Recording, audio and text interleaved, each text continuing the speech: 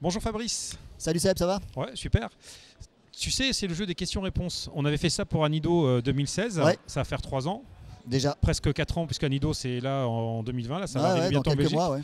Et donc, c'est le jeu des questions-réponses et c'est la nouvelle version. Donc, Ouais. 10 questions totalement rigolotes, Ah ouais. d'autres sérieuses. Allons-y, d'accord. Donc, on va commencer par la première. Donc, j'ai le téléphone, hein, c'est l'anti-sèche pour les Ouais, questions. ouais, d'accord. S'il veut.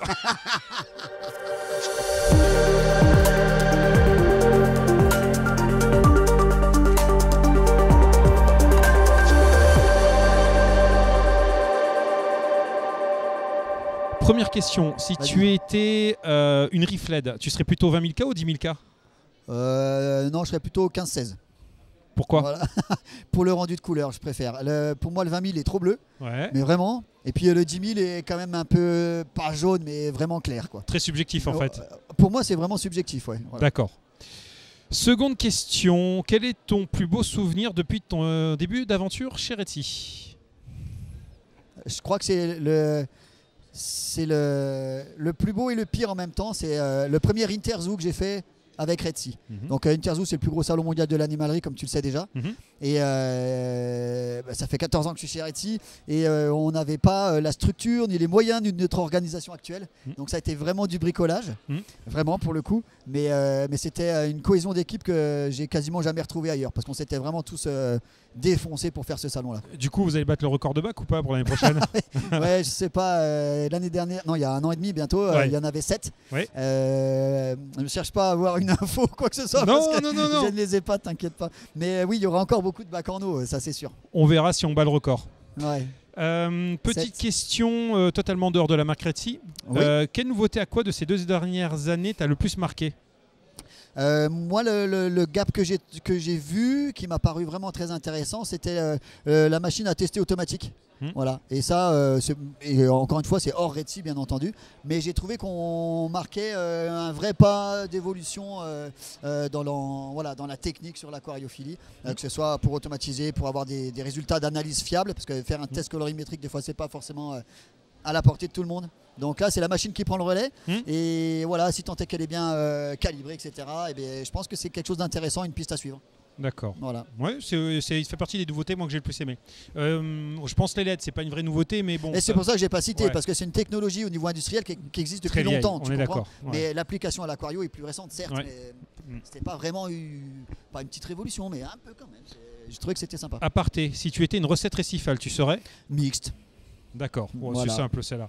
Ouais. Mixte parce que j'aime autant les SPS que les LPS, tu vois. Et j'ai toujours un faible pour les LPS, mais des beaux accros ou des seriatos, tout ça j'aime bien aussi. Donc je pense pas que je ferais un choix radical entre les deux.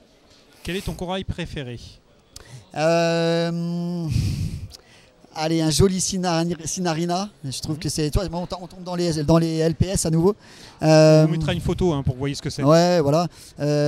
Sinon, un peu plus simplement, peut-être un joli Pocillo d'Anicornis par exemple.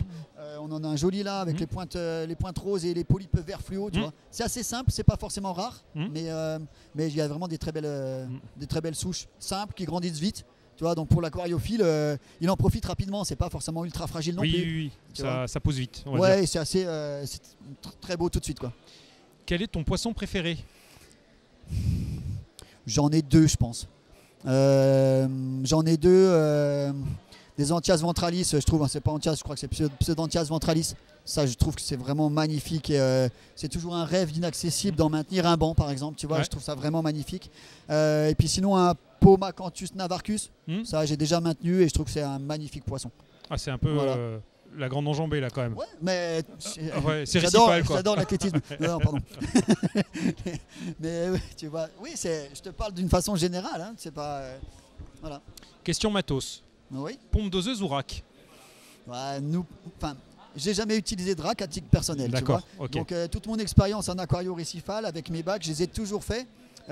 Soit avec pompe doseuse, soit en ajout manuel, tu vois. Ouais. Mais ça alimentait toujours plutôt à une application de la méthode Belling, tu vois. Donc méthode Belling, il faut être précis parce que c'est breveté et tout ça. Donc on est d'accord, j'entends dans ce sens l'ajout manuel d'additifs liquides. Voilà. Et pour moi c'est ça. Ça nous permet aussi de contrôler exactement ce qu'on met dedans. Donc bon, j'ai une petite préférence pour ça. D'accord, ok. Ne nous tuez pas, on va parler de deux noms qui sont très bizarres. Dory ou Nemo? Ça c'est pour les enfants. Dory. D'accord. Ouais. Dory pour son côté imprévisible et irrationnel. Vous êtes qui, monsieur? Hein? Vous êtes qui, monsieur? Qui me parle? Qu'est-ce qui manque, à ton avis, au catalogue Red Sea pour compléter l'offre pour les passionnés? Attention, on va peut-être apprendre un truc pour un terzo. Non, je déconne. Coquin, va. Non, ce qui manque pour moi, c'est tout le matériel électrique qui nous manque aujourd'hui. Je parle de matériel électrique dans le sens des pompes de remontée, les pompes de brassage, les pompes de dosage qui arriveront bientôt. Voilà, et puis des systèmes d'automatisation aussi. Notre application Rivebit, on l'a depuis le début conçue comme une interface de gestion, un centre qui regroupe le fonctionnement de plusieurs organes de l'aquarium. Donc c'est toujours le plan et c'est dans cette idée-là qu'elle a été développée. Alors voilà, on verra ce que donne l'avenir, mais pour nous ça nous manque. Après notre gamme d'aquarium elle est déjà très complète. Notre gamme d'additifs, de sel, elle est stable dans le temps et elle a fait ses preuves. Donc aujourd'hui, en termes d'expansion de marché, si on devrait parler comme ça, même si on est tous un peu passionnés, il faut qu'on cherche des produits qui sont aujourd'hui qui sont absents de notre catalogue. Tu vois. Voilà. Et qui ont un potentiel de volume de vente, puisqu'on ne fait pas un produit pour faire un produit. Oui, on est d'accord. Le but, c'est que ce soit utilisable par la majeure partie des récifalistes, évidemment. Dernière question, un peu tendancieuse. On suit les forums US, beaucoup. Oui, tu sais quoi, je sais où tu vas en venir. Tu vois le truc. On a vu une série de 750 XL qui avait des soucis de cintrage, dont certains a priori ou même les vitres qu'on cassé. Alors c'est toujours pareil, warning, c'est des choses qu'on voit sur internet, on n'a pas toutes les preuves, on n'a pas tous les documents. On a vu ces infos remonter. Pas de problème, on a même vu un truc de feuille challenge qui est sorti où les gars passaient des feuilles ou des cartes de crédit sous les aquariums, histoire de cintrage. Quelle est votre version des choses La version, en fait, je vais plutôt dire où est-ce qu'on en est. Parce que c'est apparu il y a en effet 2-3 semaines. Et aux États-Unis, pour être précis, il y a un bac qui s'est ouvert. Voilà. Et il y en a un qui a fui. Et on a des numéros de série sur nos accords. Juste des 750. Pardon, juste des 750. Vérifié, donc véridique. Donc véridique. Et c'est-à-dire qu'après, face à ça, on a récupéré les bacs et on a fait une expertise dessus. Donc on sait pourquoi c'est arrivé. Et la question qu'on se pose maintenant, c'est que comment ça se fait que sur ces bacs-là, par exemple en Europe, on n'a pas été touché. Il n'y a pas de bac qui s'est ouvert. C'est des séries spéciales aux États-Unis comparé à nous ou Non, alors ça vient de la même usine puisque c'est Rexia à Guangzhou. Mais justement, ce qu'on est en train de collecter, et là pour le coup, tu as l'info vraiment en live, ça peut pas être plus en live, tu vois, parce que hier on a fait partir un email à tous les possesseurs de 750 qui s'étaient enregistrés sur notre site web. Donc on avait leur numéro de série, on a pu les contacter pour aller chercher l'information et leur demander en effet s'ils avaient un cintrage sur leur bac et l'apparition de bulles sur le joint silicone au niveau de la base en l'occurrence. Ça c'est une base en général que le silicone est en train de se décoller en vrai. Alors voilà, c'est ce qu'on veut savoir et par contre on leur demande absolument leur numéro de série parce que ça nous servirait ou ça nous servira si jamais ça s'avère vrai, en tout cas réel, de faire en fait d'apporter une modification à l'aquarium.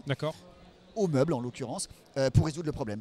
Voilà. Mais pour l'instant on n'a pas les numéros de série, on est en train de les collecter pour voir ce qui se passe. En Europe on n'a pas été, j'allais être mal poli, mais on n'a pas été embêté pour rester soft.